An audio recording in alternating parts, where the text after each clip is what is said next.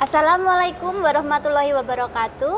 Halo kawan pajak dimanapun berada, jumpa lagi dengan saya Praestiana di acara Kepo, kenali pajak lewat obrolan.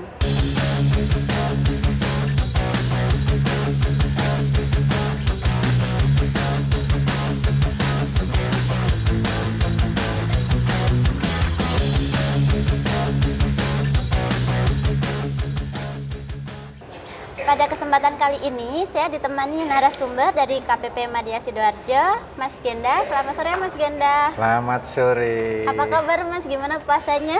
Alhamdulillah, ini puasa yang keberapa ini ya?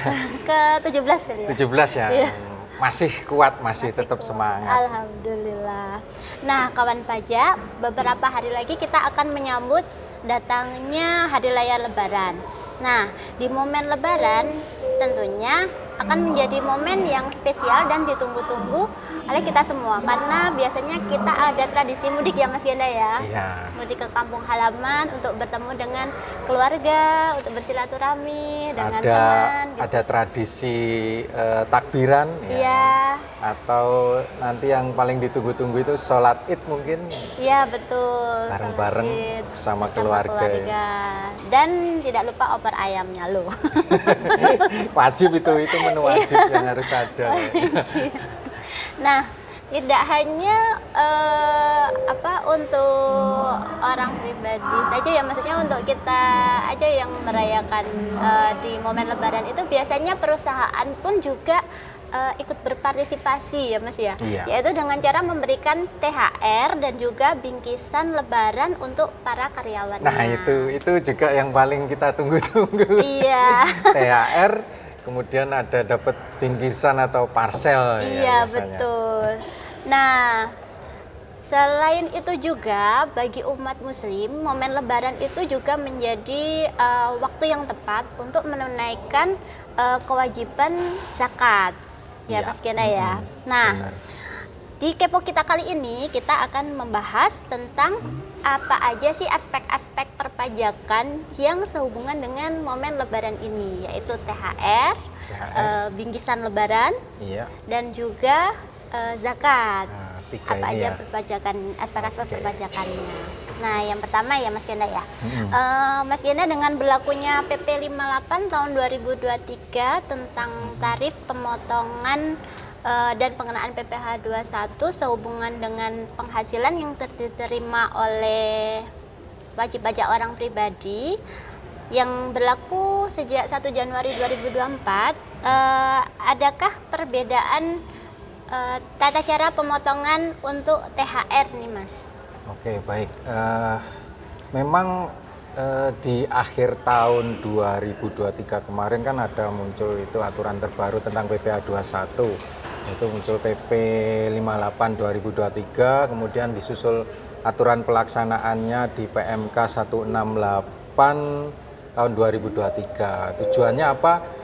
Itu tujuannya untuk sebenarnya untuk simplifikasi perhitungan sih. Kita tahu di aturan sebelumnya di Per 16 itu sangat kompleks ya untuk perhitungan PPh 21-nya itu.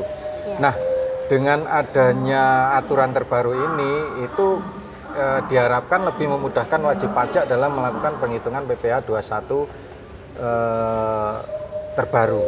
Nah, di aturan ini yang terkait dengan THR tadi, itu apabila di suatu masa atau 1 bulan karyawan memperoleh THR, maka cara penghitungannya adalah ditambahkan dengan penghasilan bruto lainnya langsung dikalikan dengan tarif THR itu. Kita ketahui bahwa di PMK 168 itu ada 2 tarif. Ada 2 tarif. Yang pertama adalah tarif THR tadi. Nah, nanti ada tabelnya disesuaikan dengan berapa jumlah penghasilan brutonya, kemudian berapa PTKP-nya, nanti ada tabel masuk dia di tarif THR A, THR B atau THR C. Itu untuk masa pajak selain masa pajak yang terakhir, dia menggunakan tarif THR tadi, tarif efektif rata-rata. Nah, khusus untuk di akhir masa, di akhir tahun pajak, atau di masa terakhir karyawan itu bekerja itu menggunakan tarif pasal 17 ayat 1 Undang-Undang PPH gitu. Nah, jadi ketika seorang karyawan memperoleh THR, ya kembali lagi tadi jumlah total penghasilan brutonya mungkin bisa dari gaji, kemudian dia dapat tunjangan-tunjangan lainnya, itu nanti ditambahkan dengan THR-nya tadi, kemudian dikalikan tarif TER-nya. Kita lihat masuk di TER A, TER B atau TER C gitu. Jadi sangat simpel ya Mas untuk menghitung PPh pasal 21. Iya. Karyawan di bulan di mana dia dapat THR itu dengan cara langsung menjumlahkan aja THR-nya dengan penghasilan yang diterima dari bulan Iya, itu, kemudian total dikalikan penghasilan tarif brutonya. TER. Iya. Nah, berarti Mas, gimana kalau misalkan gini contohnya ada seorang karyawan nih yang penghasilannya sekitar 5.400.000. Nah, biasanya kan kalau tarif TER biasa di bulan misalnya Januari gitu ya. Yang itu kan, tanpa THR ya? Nah, tanpa THR itu kan dia menerima PPh 21-nya tarifnya 0 nih kalau pakai TER. Nah, berarti nanti kemungkinan kalau ketika dia menerima THR dia akan dikenai PPh pasal 21, Mas. Iya, benar. Jadi karena tadi rumusnya total penghasilan bruto dikali TER. Mungkin di bulan-bulan biasa kayak Januari, Februari, Maret mungkin tidak ada tunjangan bonus atau THR, tarifnya masih kena yang 0%. Nanti ketika ada misalnya THR atau bonus, otomatis nanti pasti ada pajak yang akan dipotong gitu. Karena dia mungkin sudah masuk di tarif TER yang selain 0% lah istilahnya gitu. Berarti nanti kemungkinan akan misalnya karyawan ini yang penghasilannya 5.400.000 ini ya, di akhir tahun nanti ada kemungkinan terjadi kelebihan pemotongan PPh 21 gitu ya Mas? Iya, benar. Jadi tadi saya sampaikan di awal bahwa untuk menghitung di akhir masa nanti itu menggunakan tarif pasar 17. Dihitung selama setahun penghasilannya berapa, dikurangi pengurangannya biaya jabatan, iuran pensiun dan lain-lain.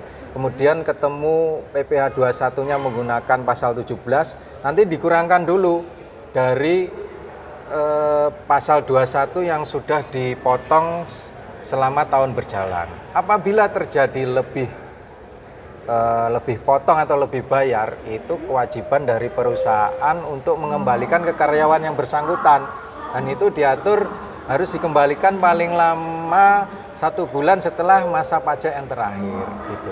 Oh gitu. Kalau dari sisi perusahaannya nih Mas, kan tadi kan dia memang ada kelebihan pemotongan, terus dia sudah mengembalikan dalam bentuk uang tunai kepada karyawan yang bersangkutan. Nah, berarti nanti dari sisi perusahaannya atas kelebihannya itu bisa dikompensasikan ke masa pajak berikutnya gitu ya? Bisa. Bisa. Jadi ketika nanti dihitung di akhir tahun terjadi lebih, dan tentu bukan hanya karyawan itu saja ya, diperhitungkan lagi dengan karyawan-karyawan lainnya. Dan ketika jumlahnya masih lebih bayar, itu bisa dikompensasikan ke masa pajak berikutnya. Prinsipnya bahwa tarif TER ini bukan pajak baru ya. Jadi beban pajak selama 1 tahun itu sebetulnya sama.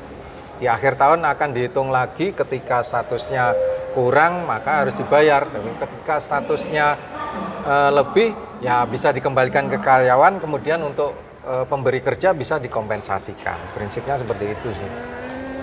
Baik. Nah, berikutnya tentang bingkisan hari raya nih Mas. Bingkisan ya. Dari sisi perusahaan dulu.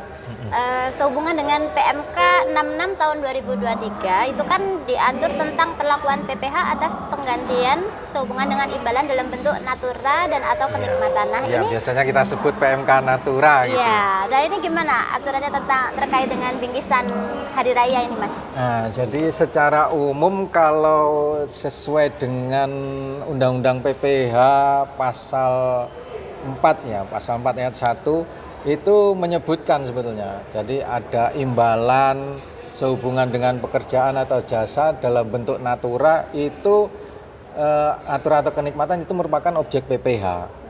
Nah, artinya apa? Kalau kita mendapat bingkisan ya, itu merupakan objek PPh yang harus dipotong pajaknya.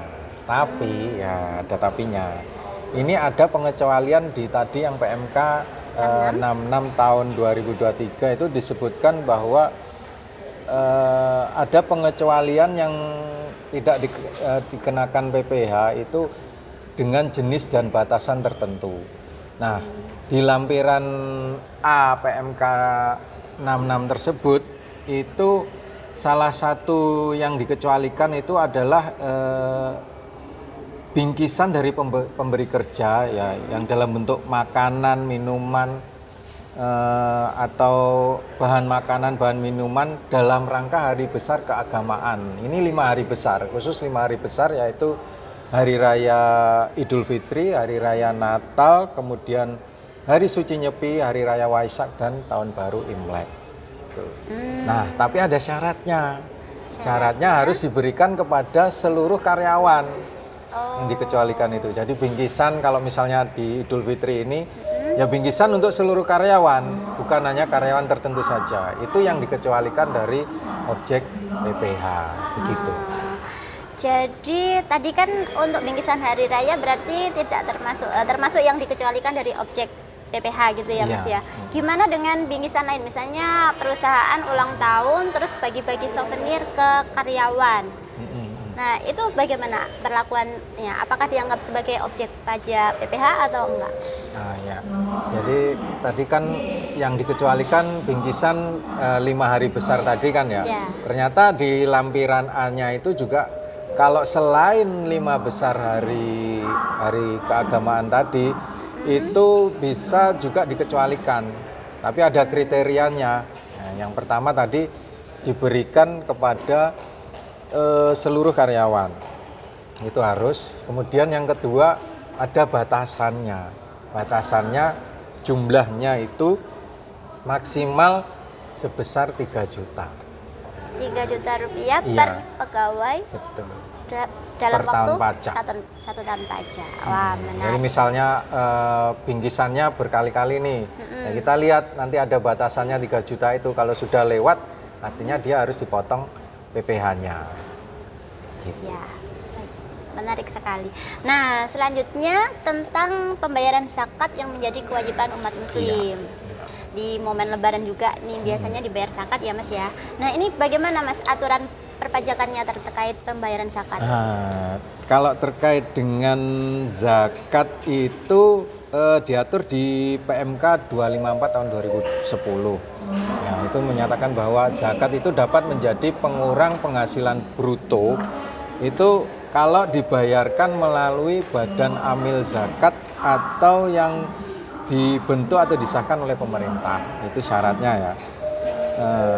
Kemudian pengurang penghasilan bruto tadi itu dilaporkan di SPT tahunan orang yang membayar zakat tadi. Tapi harus dibuktikan dengan bukti sah ya. Di situ ya bukti pembayaran zakat yang dilakukan melalui badan amil zakat atau badan yang disahkan pemerintah tadi. Bagaimana apabila zakat tadi dibayarkan ke badan amil zakat yang dikelola oleh swasta, maksudnya non pemerintah gitu Mas? Apakah ketika dia juga menerima bukti pembayaran itu bisa menjadi pengurang penghasilan brutonya di SPT tahunan?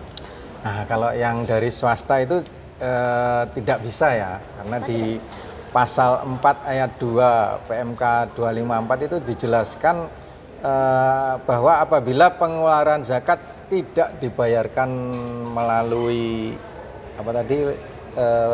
badan atau lembaga amil zakat yang dibentuk pemerintah, maka tidak bisa untuk sebagai pengurang penghasilan brutonya. Jadi harus syarat yang wajib melalui badan amil zakat yang disahkan oleh pemerintah itu. Jadi bagi kawan pajak kalau misalkan mau membayar zakat jangan lupa lewat badan amil zakat yang dibentuk atau disahkan oleh pemerintah gitu ya Mas ya, biar bisa menjadi pengurang penghasilan bruto di SPT tahunan.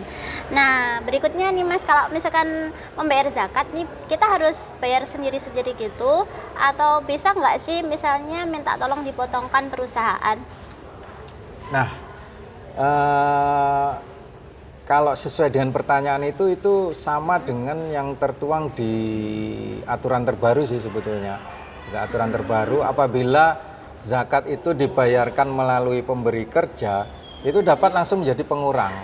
Nah, caranya langsung dimasukkan di formulir 1721 A1-nya. Kalau selama ini kan biaya pengurang itu hanya biaya jabatan, iuran pensiun, nanti tambah satu lagi zakat. Kalau itu dibayarkan lewat pemberi kerja. Jadi nanti sudah final hitungannya, ya langsung mengurangi di situ. Iya.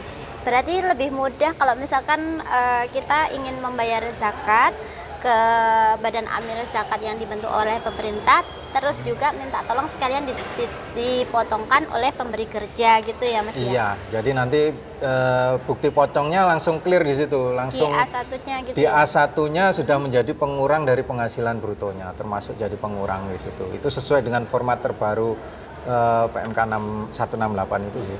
Oh, nah kawan pajak, ternyata dalam satu momen lebaran aja kita bisa mempelajari beberapa aspek perpajakan terkait THR, bingkisan lebaran, dan juga zakat. Ternyata ada aspek pajaknya Iya, ya. semuanya ternyata ada kaitannya dengan pajak. Nah, ini yang terakhir nih, silahkan Mas Genda untuk menyampaikan penutup untuk kawan pajak. Ya baik, jadi lebaran ini kan bukan hanya kita merayakan kemenangan spiritual, ya, tapi juga tentang bagaimana kita memperkuat ikatan keluarga, solidaritas, dan tentunya rasa syukur yang mendalam kita pada Tuhan Yang Maha Kuasa. Lebaran itu waktu yang tepat untuk mempersatukan umat di seluruh dunia ya, dalam sebuah perayaan yang penuh keberkahan dan penuh rasa keadilan. Nah, ngomong-ngomong soal keadilan ini sama sih sebetulnya dengan prinsip dari perpajakan ya, yang mengedepankan nilai-nilai tentang keadilan, pemerataan, dan semuanya itu fungsinya apa, guna mewujudkan pembangunan ya yang berkelanjutan tentunya bagi tanah air kita Indonesia. Luar biasa. Terima kasih banyak Mas Genda atas waktu dan kesempatannya. Nah, kawan pajak, demikian tadi edisi Kepo kita kali ini. Nantikan Kepo selanjutnya dengan tema dan topik yang lebih menarik lainnya. Saya Praistiana dan Mas Genda mohon undur diri. Mohon maaf apabila ada kesalahan. Wabillahi taufiq wal hidayah. Wassalamualaikum warahmatullahi wabarakatuh. Waalaikumsalam warahmatullahi wabarakatuh.